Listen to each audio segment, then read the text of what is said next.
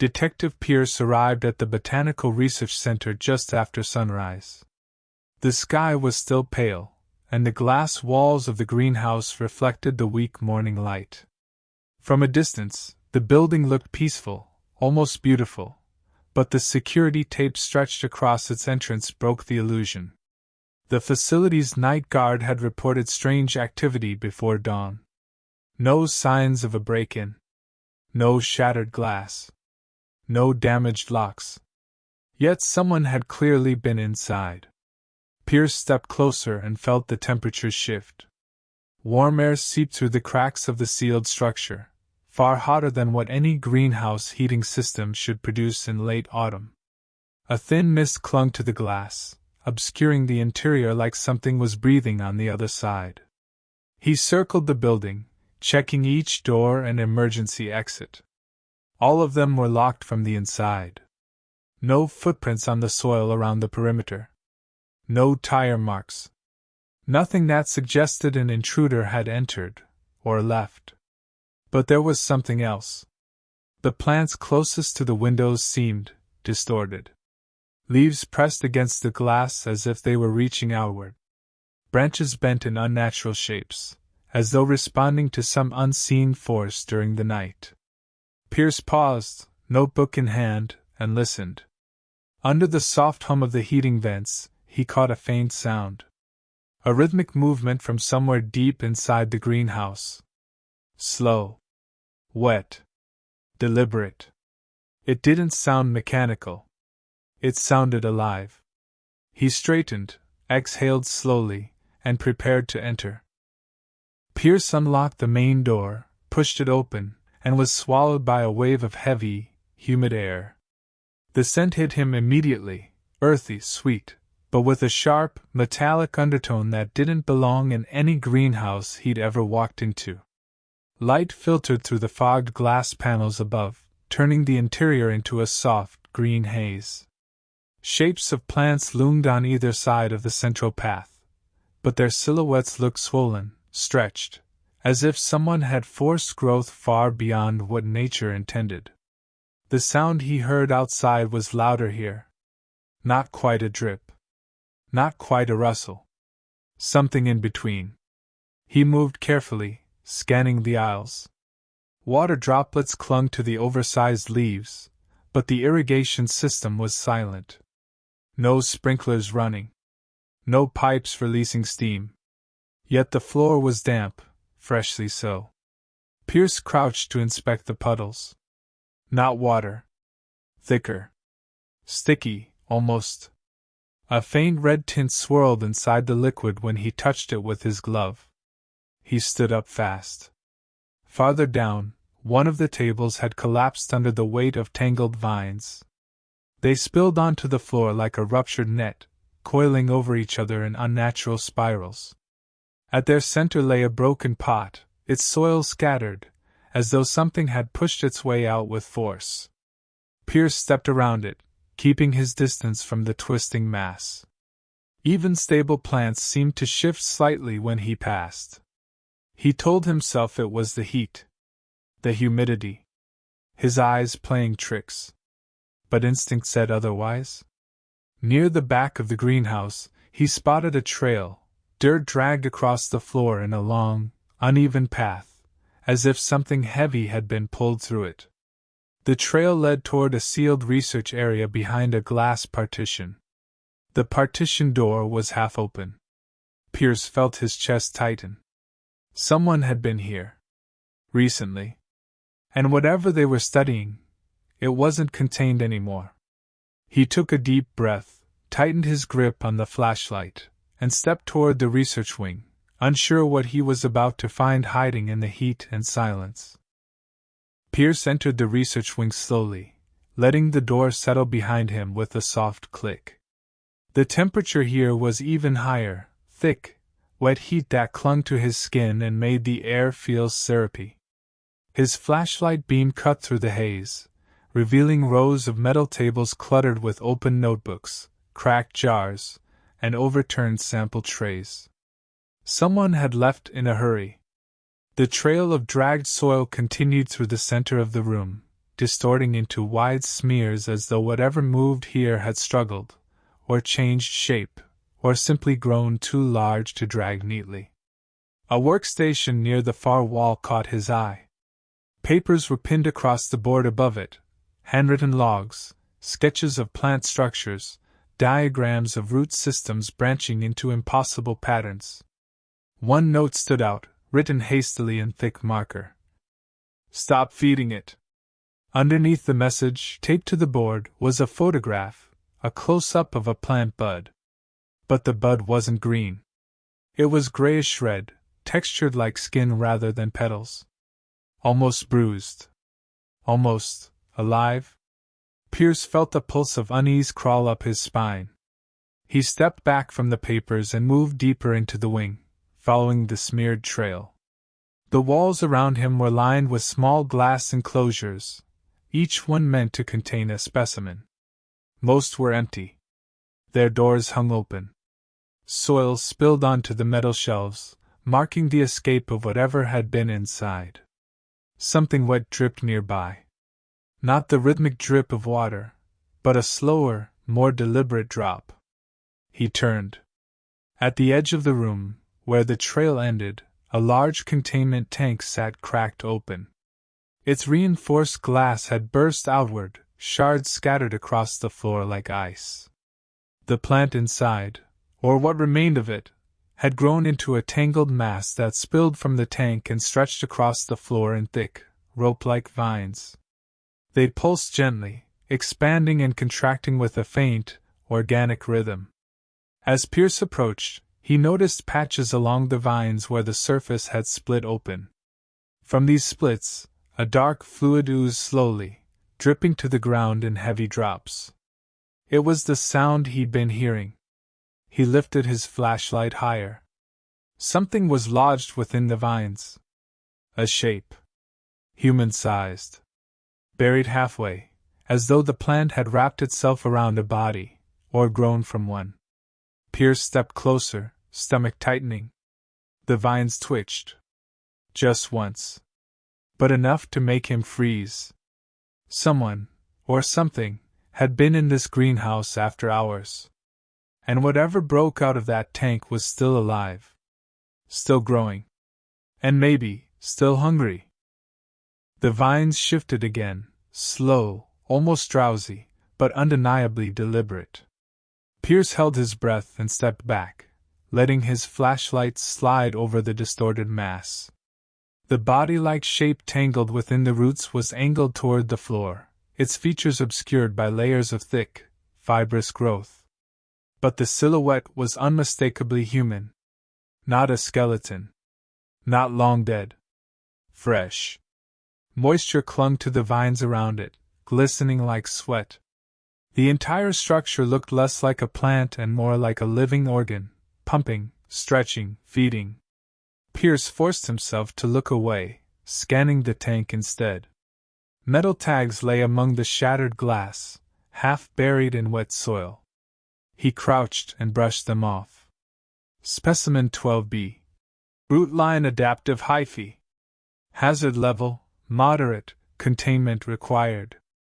Nutrient requirement, high. Note, avoid exposure to metabolic byproducts. There was a second tag beneath it. Older. Stamped differently. Failure of test subject, do not reintroduce. A cold pulse of dread crept through him. It wasn't just a plant. It had been tested, altered, experimented on, and then brought back again despite warnings. A sound broke the silence. A faint scuff. Soft. Behind him. Pierce straightened instantly. His hand hovered near his holster as he turned his flashlight toward the far doorway. Nothing moved. The beam stretched into an empty corridor, dust shimmering in the stale air. Still, the sound had been real. He stepped forward carefully, following it. The corridor led to another section of the greenhouse, a smaller, more isolated chamber. Its sliding door was half open, something jammed in the track. A lab coat. Torn. Stained dark at the collar, like someone had been grabbed from behind. Pierce nudged it aside and stepped in. This room was different, neater, more organized. Pots lined the shelves, each labeled with neat handwriting. Most held ordinary seedlings. But at the center stood a single tall plant under a focused lamp. A slender stem rose from a pot of unnaturally black soil, ending in a pale bud. The bud quivered faintly, as if stirred by a breath. Pierce approached, shining his light on it. The petals began to peel back. Not from the heat. Not from the light. From sensing him. The inside wasn't a flower at all. It was soft, fleshy, almost like. He stepped back quickly. The ground vibrated beneath his feet. A subtle tremor. A warning. The vines in the previous room. The trembling leaves here. The sudden silence settling over everything. The greenhouse wasn't abandoned. It was watching him. Waiting. And something beneath the floor, something large, was starting to move. The vibration under the floorboards deepened into a low, rolling shudder, subtle enough not to topple anything, but strong enough to tell Pierce one thing. Whatever was moving wasn't small. He stepped away from the trembling stem, his boots crunching over dry soil. His flashlight's beam jittered along the walls as he backed toward the doorway, careful not to turn his back fully on the budding thing under the lamp. The tremor stopped. Completely. The entire greenhouse went unnaturally still again, as if it were holding its breath. Pierce stood motionless, listening. Nothing. No rustling leaves, no shifting vines, no dripping water. Even the hum of the lights felt too faint, too distant. He edged back into the main chamber. The vine-wrapped shape, what he had assumed was a body, looked subtly different. The vines had tightened, drawing the shape upward, stretching it into a more vertical form like a plant being trained to grow along a stake. But the worst part was the color. The vines were turning dark, dark like bruised skin. Pierce swept the beam upward and froze when he saw the face. It wasn't a face at all. The head had split open like a seed pod, revealing nothing inside but layers of pulsing tissue, the innermost layer contracting like a throat. It wasn't a victim. It was a container. A growth stage. A husk. He felt a subtle warm draft against the back of his neck. Air moving. But the greenhouse was sealed. No wind should have been able to enter. He turned. A large vent at the ceiling had cracked open, mesh bent outward. Something had pushed through, something heavy. Pierce aimed his flashlight into the darkness above. The beam caught threads of root trailing down from the vent's interior. Long, rope-thick strands, coated in a sticky amber sap. And then, movement. Something pulled deeper into the vent. Something fast. Something large enough to bend metal. He exhaled slowly. This wasn't one rogue plant. It was a network. The greenhouse wasn't growing something. The greenhouse itself was being grown. A scraping sound drew his attention to the far wall. A door he hadn't noticed before, small, metal, half hidden under hanging vines. It rattled once, as if something on the other side brushed against it. Then again. Then harder. The metal bulged outward. Pierce stepped back, gripping his flashlight tighter. The door hinges strained, creaking sharply. And just before it burst, everything went silent again. A dry click cracked through the air, sharp, mechanical. Then the lights shut off. Every lamp. Every overhead bulb. Darkness swallowed the greenhouse, thick and absolute. Pierce didn't move. Didn't breathe. Something had killed the power. Not a timer. Not a breaker. Something inside had done it. Somewhere in the blackness, the vines began to slide. Not randomly, purposefully. Pulling themselves across the floor toward him. He felt them before he saw them, thin tendrils touching the toe of his boot, tasting. He stepped back, but more brushed against his ankle. Soft. Curious. His flashlight flickered as a vine curled around it, trying to smother the beam. Pierce yanked it free and stepped toward the exit, blindly, counting on muscle memory to find the doorway. The vines lunged. Not slow this time. Not cautious. Fast. Pierce shoved forward, ripping through the tendrils as they snagged his coat, wrapped his wrist, clawed at the light. He stumbled into the corridor and slammed the door behind him, bracing his weight against it. The vines struck it from the other side, thuds scraping, the groan of wood under strain. Then, stillness. He backed away carefully. The door did not open. Nothing chased him into the dark hallway. Whatever lived inside the greenhouse wasn't interested in leaving. At least not yet. Pierce moved down the corridor, breathing hard. His flashlight beam jittered over walls smeared with soil and plant matter. He checked the direction signs. Exit. He followed them past shattered glass, overturned carts, and broken irrigation lines. He didn't look back. Only when he reached the metal service door leading outside did he stop. The air smelled different. Clean. Cold. Normal. He stepped out, shutting the door behind him. The greenhouse stood silent under the night sky, its windows perfectly still, its interior dark and unreadable. If someone walked by, they'd think the place was simply abandoned. But Pierce had seen too much. Something in that greenhouse was awake. Growing. Learning. And it had noticed him. Pierce didn't sleep the next night. He didn't even go home. He sat in his car across from the greenhouse, headlights off, engine cold. The structure loomed against the tree line, its windows black squares under the pale moonlight. Silent. Empty-looking. Pretending to be harmless. But Pierce had seen the truth behind the glass. He had felt the tightening around his ankles, tasting his presence. He had watched the vines pull living shapes into themselves like they were reworking flesh into something new. Something that wasn't human. And now he was waiting, not for backup, not for permission. For confirmation. Because the thing that had shifted in the vents was too organized, too deliberate, too aware to simply stay still forever. Just after 3 a.m., the confirmation came. A faint pulse of light glowed inside the greenhouse, soft at first, like bioluminescent algae. Then brighter. A warm, sickly gold leaking out from between the boarded windows. The same color as the sap.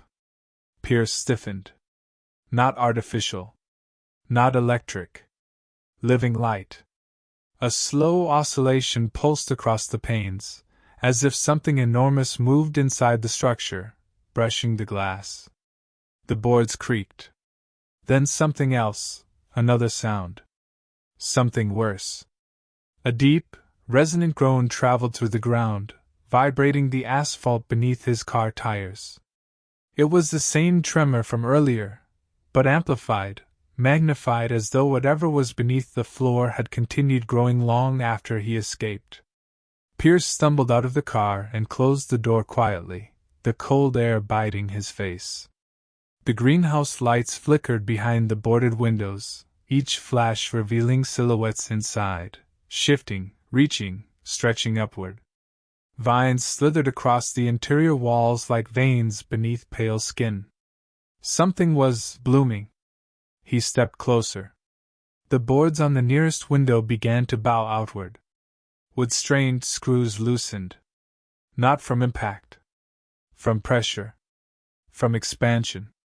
A bulge grew underneath the glass. Soft at first, then firmer, like a swollen pod pressing outward. The glass suddenly cracked. A thin fissure. Then another.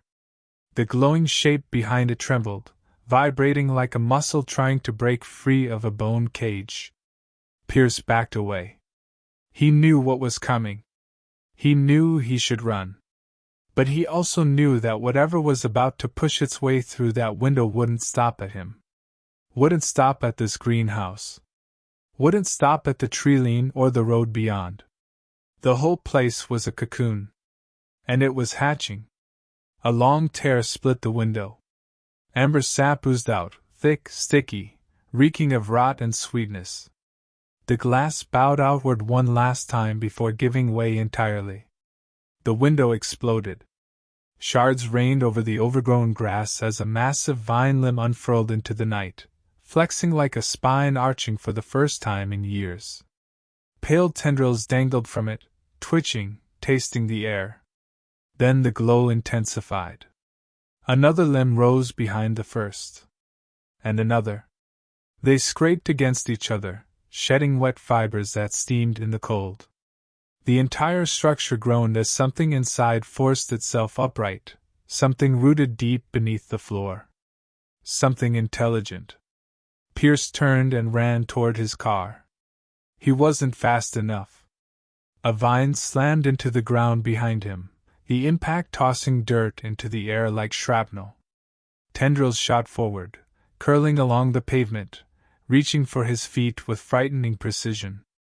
He lunged into the driver's seat and slammed the door just as a thick vine whipped across the side of the car, denting the metal inward like it was thin foil. The windshield cracked from the pressure. Pierce didn't waste a second. He turned the key. The engine roared to life. The tires screamed across the asphalt as he sped backward, narrowly avoiding another vine that smashed into the space his car had occupied a heartbeat earlier. The greenhouse loomed behind him, bursting with golden light, trembling like a heartbeat beneath the earth. As he hit the main road, the glow faded into the trees, swallowed by the distance. But he knew it wasn't ending. It was beginning. That creature, whatever had grown in that greenhouse, wasn't confined anymore. It had tested its strength. It had stretched its limbs. It had tasted the air outside. Soon, it would want more. Pierce drove straight through the night, not stopping until the greenhouse was miles behind him. Even then, the golden glow stayed burned into his memory. The vines reaching. The walls cracking. The sound of something awakening beneath the soil. A single, unshakable truth rooted itself in his mind. He hadn't escaped. He'd just lived long enough to warn someone. And as the first gray light of dawn broke over the horizon, Pierce finally whispered the conclusion he'd been trying not to accept. The greenhouse wasn't locked to keep people out. It was locked to keep something else in. And now, it was loose.